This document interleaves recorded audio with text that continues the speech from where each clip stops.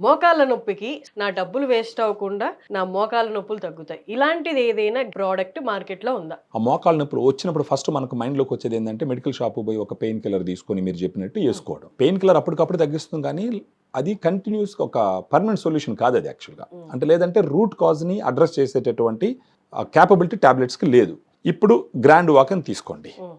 దీంట్లో first of all వచ్చి 8 రకాల ఇంగ్రీడియంట్స్ ఉన్నాయి. ఫస్ట్‌ది మనం అనుకుందాం. బాగా పాపులర్ వన్ గ్లూకోజమైన్ సల్ఫేట్ అని అంటారనమాట.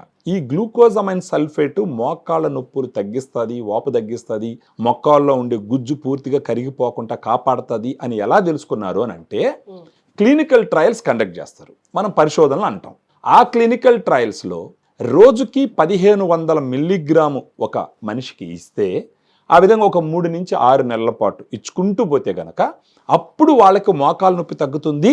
తర్వాత అక్కడ గుజ్జు పెట్టేటటువంటి ప్రయత్నం జరుగుతుంది, వాపు కూడా తగ్గుతుంది. ఇంకొకటి ఉంది దీంట్లో కాండ్రాయిటిన్ సల్ఫేట్ అని ఉంటుంది. దీంట్లో 1200 మిలీగ్రామ్ ఉంది.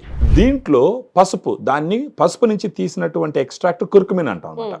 కుర్కుమిన్ 1500 మిలీగ్రామ్ ఉంటుంది. దీనితో పాటు పైనస్ జెరార్డియానా బార్క్ ఎక్స్ట్రాక్ట్. ఈ పైనస్ జెరార్డియానా బార్క్ ఎక్స్ట్రాక్ట్ అనేది అసలు 99% ఆఫ్ అవైలబుల్ సప్లిమెంట్స్లో లేదు. మన దాంట్లో యాడ్ చేసినాం. అది 100 mg యాడ్ చేసినాం.